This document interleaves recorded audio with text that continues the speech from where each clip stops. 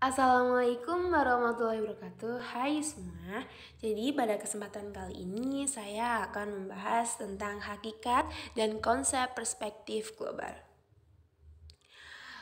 Jadi pada hakikatnya perspektif global saling berkaitan dengan globalisasi dan pendidikan global. Jadi sebelum kita mengutas tuntas tentang perspektif global itu sendiri, alangkah lebih baiknya kita mengetahui tentang globalisasi dan pendidikan global, karena ketiga hal tersebut saling berkaitan dengan perspektif global. Yang pertama ada istilah global. Menurut Kamus Bahasa Inggris, Lockman Dictionary of Contemporary English mengartikan global dengan concerning the whole earth, sesuatu hal yang berkaitan dengan dunia, internasional atau seluruh alam jagat raya. Sesuatu yang dimaksud di sini dapat berupa masalah, kejadian, kegiatan, atau bahkan sikap yang berkaitan dengan masalah. Misalnya ada kebakaran hutan yang menimbulkan asap dan berdampak global di mana negara lain ikut merasakannya. Yang berkaitan dengan kejadian dalam masyarakat dengan adanya penculikan.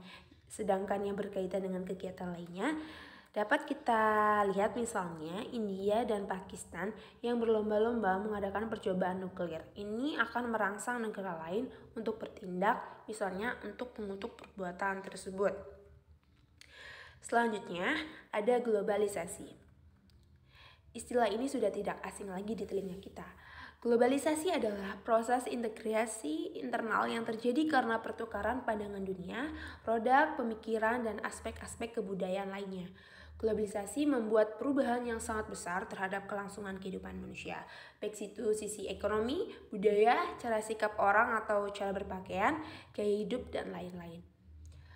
Globalisasi sangat berpengaruh terhadap perekonomian di Indonesia itu sendiri, ditandai dengan adanya ekonomi terbuka dan perdagangan bebas. Globalisasi adalah suatu proses di mana kejadian, keputusan, dan kegiatan di salah satu bagian dunia menjadi suatu konsekuensi bagi individu di masyarakat di daerah lain.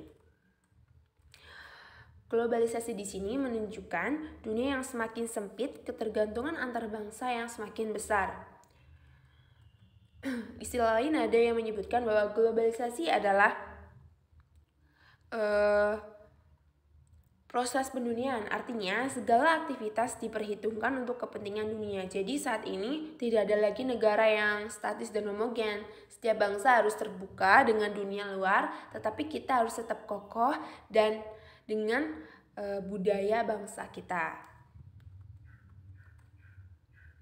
Globalisasi juga memiliki dampak positif, memajukan ekonomi dunia khususnya Indonesia. Namun globalisasi juga memiliki dampak negatif, bisa menjadi ancaman terhadap budaya bangsa. Globalisasi akan melahirkan budaya global dan akan menjadi ancaman bagi budaya lokal atau budaya bangsa.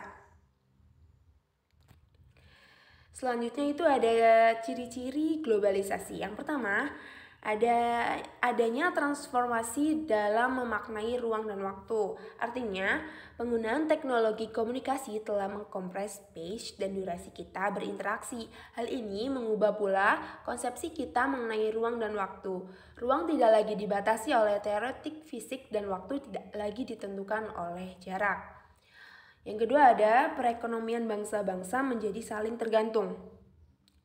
Produksi barang dan jasa di suatu negara tergantung pada produksi dan perkiraan di negara lain. Dengan kata lain, interkoneksi dalam proses produksi menciptakan adanya hubungan saling ketergantungan. Yang selanjutnya itu ada terdapat pertukaran ide dan informasi yang cepat melalui media. Selera konsumsi kultur kita bisa jadi dipengaruhi oleh apa yang sedang tren di negara lain. Misalnya, tempat makan favorit kita adalah tempat makan yang menyajikan menu berbau globalisasi. Makan makanan siap saji bukan sekedar karena kebutuhan biologis, tapi juga dalam rangka mengekspresikan identitas bahwa kita adalah bagian dari warga global.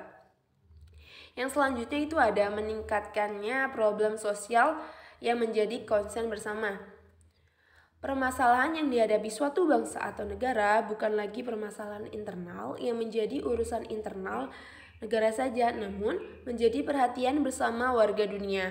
Meningkatkan problem sosial yang menjadi concern bersama ini bisa ditunjukkan dari adanya isu yang mengglobal, bersifat mendesak dan menarik perhatian dunia. Selanjutnya itu ada terdapat peningkatan monopoli sumber daya oleh koperasi multinasional. Perusahaan transnasional memiliki jangkauan pasar yang luas melebihi peran yang bisa dimainkan oleh negara. Fenomena ini dapat menimbulkan dominasi perusahaan raksasa yang atas pemerintah suatu negara. Masyarakat menjadi semakin bergantung pada korporasi ketimbangan negara. Dan yang terakhir itu ada kebijakan publik berada di bawah bayang-bayang badan internasional. Kebijakan nasional di berbagai sektor dari politik, sosial, budaya, sampai ekonomi tidak lagi murni dilakukan oleh pemerintah, melainkan hasil dari negosiasi dengan perusahaan atau lembaga internasional. Tak jarang pemerintah lepas tangan melakukan privatisasi badan-badan negara agar dikelola asing. Selanjutnya itu ada perspektif global. Nah, perspektif global dapat dibagi menjadi dua. Katanya ya, yaitu ada perspektif dan global. Perspektif itu wawasan atau cara pandang, dan global itu menyeluruh atau mendunia. Jadi, perspektif global artinya wawasan atau cara pandang yang menyeluruh atau mendunia. Pada slide selanjutnya dijelaskan bahwa hakikat konsep perspektif global adalah suatu cara pandang atau cara berperilaku terhadap suatu masalah atau kejadian atau kegiatan dari suatu kepentingan global, yakni dari sisi kepentingan dunia atau internasional. Oleh karena itu, sikap dan perbuatan kita juga diarahkan untuk kepentingan global. Perspektif global adalah suatu pandangan yang timbul akibat suatu kesadaran bahwa hidup dan kehidupan ini untuk kepentingan global yang lebih luas. Hal ini ditunjukkan untuk mengarahkan kehidupan yang lebih kompleks dan menjauhi pengertian yang sangat sempit tentang apa itu ras, agama, suku, sejarah, dan kebudayaan.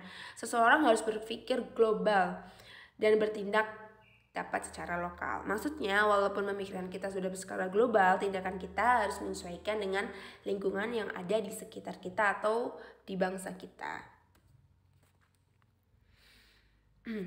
Perspektif global adalah wawasan atau cara pandang mengenai fenomena secara keseluruhan, yakni fenomena adanya interaksi, interdependensi, dan kompetisi antar umat manusia di muka bumi. Itu disampaikan oleh Siarta 2004. Interaksi merupakan kegiatan yang saling mempengaruhi daya, objek, atau tempat yang satu dengan tempat lainnya. Setiap tempat mengembangkan potensi sumber daya alamnya dan kebutuhan tidak lagi selalu dengan tempat lain. Perbedaan tersebut mengakibatkan terjadinya interaksi dan intervensi antar wilayah. Selanjutnya itu ada memahami manfaat perspektif global. Yang pertama, itu ada meningkatkan wawasan dan kesadaran para pendidik dan peserta didik bahwa kita bukan hanya penghuni satu daerah, tetapi mempunyai ketergantungan dengan orang lain di belahan bumi yang lain. Oleh karena itu, sikap kita harus mencerminkan sikap ketergantungan tersebut. Yang kedua, itu ada menambah dan memperluas pengetahuan tentang dunia, sehingga dapat mengikuti perkembangan dunia dalam berbagai aspek, terutama dalam perkembangan iptek. Selanjutnya itu ada mengkondisikan para mahasiswa untuk berpikir integral bukan general, sehingga suatu gejala atau masalah dapat ditanggulangi dari berbagai aspek.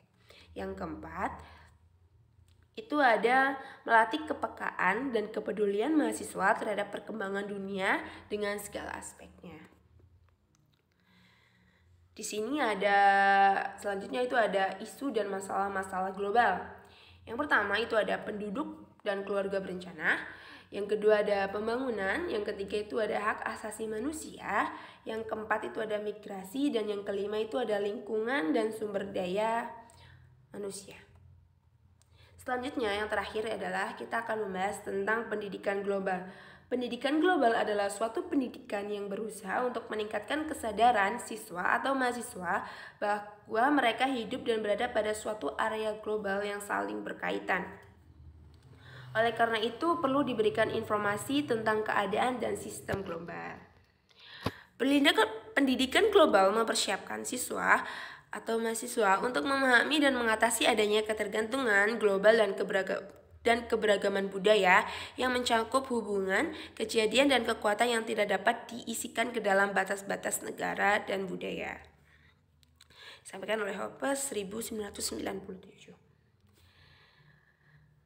Pendidikan global memiliki 3 tujuan, yaitu yang pertama, memberikan pengalaman yang mengurangi rasa kedaerahan dan kesukuan. Yang kedua, memberikan pengalaman yang mempersiapkan siswa atau mahasiswa untuk mendekatkan diri dengan keragaman global. Yang ketiga itu memberikan pengalaman tentang mengajak siswa untuk berpikir tentang mereka sendiri sebagai individu, warga negara, dan masyarakat secara keseluruhan.